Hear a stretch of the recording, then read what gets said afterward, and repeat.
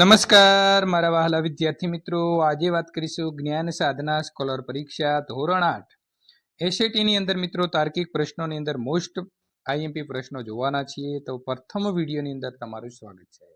વિદ્યાર્થી મિત્રો, આ પ્રકારના વિડીયો જોવા માટે ચેનલને ખાસ સબસ્ક્રાઇબ કરી ડિસ્ક્રિપ્શનની અંદર આપેલી લિંક ઉપર ક્લિક કરીને જ્ઞાન સાધનાના તમામ તમે મિત્રો વિડીયો મેળવી શકો છો. તો વિદ્યાર્થી મિત્રો, જોઈશું તાર્કિક પ્રશ્ન. કોઈ ચોક્કસ સંજ્ઞાની અંદર 1, 2, 3 એટલે કે 123 ને હોટ ફિલ્ટરેડ કોફી એવો અર્થ થાય, 356 ને વેરી હોટ ડે એવો અર્થ થાય, અને 589 ને મિત્રો ડે એન્ડ નાઇટ એવો અર્થ થાય. તો નીચેના માટે વેરી શબ્દ છે, એના માટે કયો શબ્દ વપરાશે? તો તેના માટે મિત્રો 6 નંબરનો શબ્દ જે છે એટલે કે 6 અંક વપરાશે. એબીસીડીની અંદર A બરાબર 2, 1 નંબરનો શબ્દ છે. એક એ એટલે 1, પણ એને ડબલ સંખ્યામાં લીધા છે એટલે વિદ્યાર્થી મિત્રો થશે 2. એમ બરાબર વિદ્યાર્થી મિત્રો થશે 13 ના બદલે 26, અને ઝેડ જે છે મિત્રો આવશે 26 એના બદલે 52.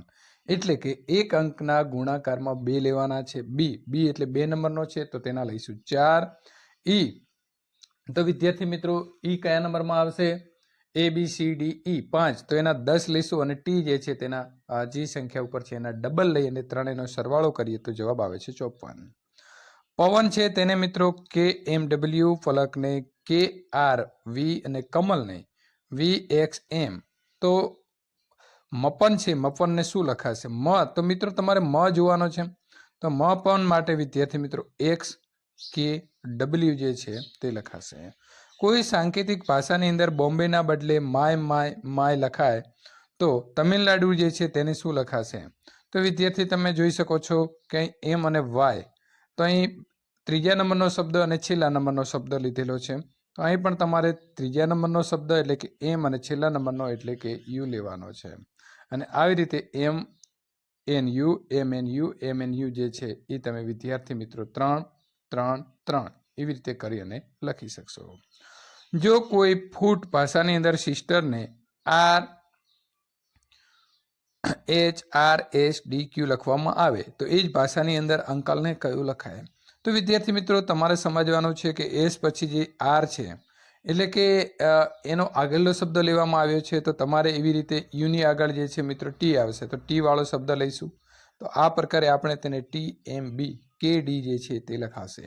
એટલે કે અહીં જે શબ્દો આપ્યા છે તેનો એક આગળનો શબ્દ જે છે તે આપણે લખવાનો ABCD નો રહેશે.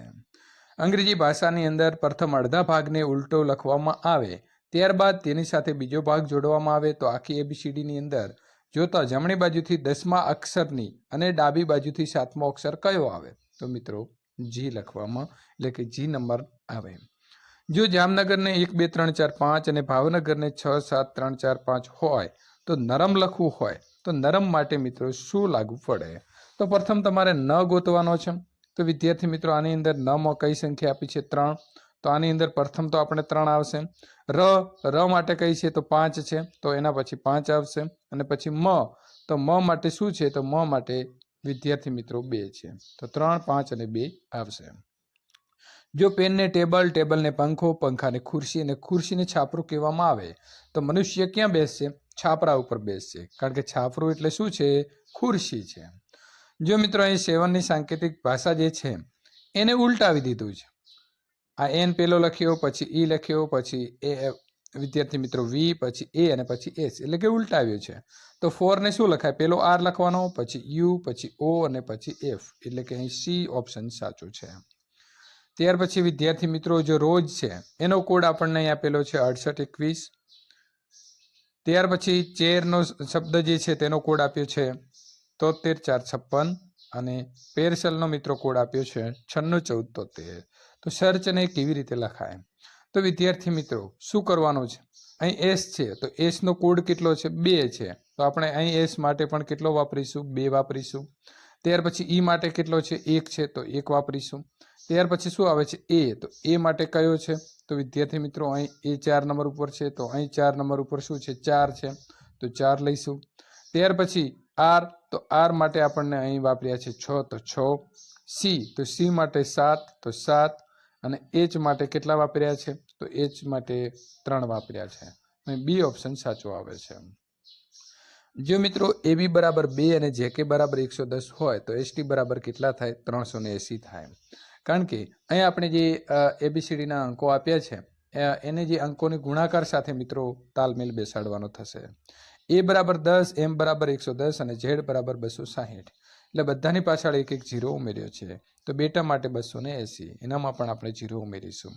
વિદ્યાર્થી મિત્રો, જો Z બરાબર 1 ઉલટા નંબર આપ્યા છે, ખાસ યાદ રાખજો. Z છેલ્લા નંબરનો જે છે એ શબ્દ છે, પરંતુ એને 1 આપ્યો છે. PO માટે 23, તો RAJ માટે કેટલા થાય? 36 થશે.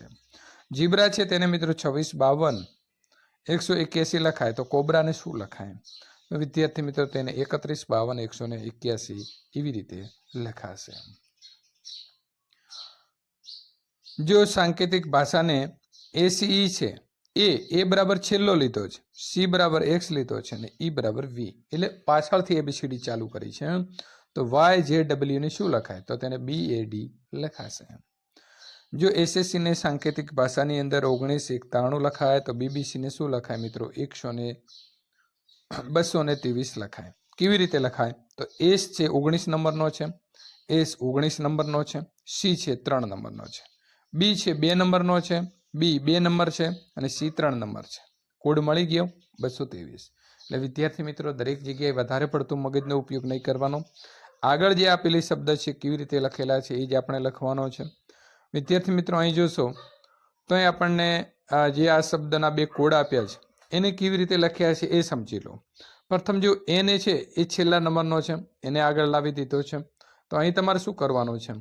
જે છેલ્લા નંબરનો છે એને વિદ્યાર્થી મિત્રો અહીં આગળ એ પ્રકારે નથી સેટ થતું, તો બીજા નંબરનો જો છે લઈ લો. N છે એને આગળ લઈ લીધો અને એના પછી E લીધો છે. અહીં આપણે પ્રથમ જે છે એ T 2 નંબર ઉપર હતો પણ 1 નંબર ઉપર લીધો, એ 1 નંબર ઉપર હતો તેને 2 નંબર ઉપર લીધો. તો વિદ્યાર્થી મિત્રો, આ પ્રકારે તમે ગોઠવણ કરશો, આ 2 શબ્દ જેવી રીતે ગોઠવ્યા છે તો આ પ્રમાણે આને ગોઠવણી કરતા આપણને B ઓપ્શન સાચો મળે છે. જો મિત્રો P ને B, A ને D, R ને F, E ને G, N ને Z અને K ને C લખવામાં આવે તો પેન શબ્દ માટે શું લખાય? તો મિત્રો પેન માટે P છે, તો P બરાબર તમારે શું લખવાનું છે? B લેવાનો છે. E તો E માટે G લેવાનો છે અને N માટે શું લેવાનો છે? Z. સાચો જવાબ મળી ગયો C. અહીં B બરાબર 2 અને H બરાબર 8, CAB બરાબર 6, તો રેસ RAC માટે શું લખી શકાય? 27. 9 પ્લસ મિત્રો 4 ને 36, 94, 13 અને 8 પ્લસ 13 ને 24, 83, 11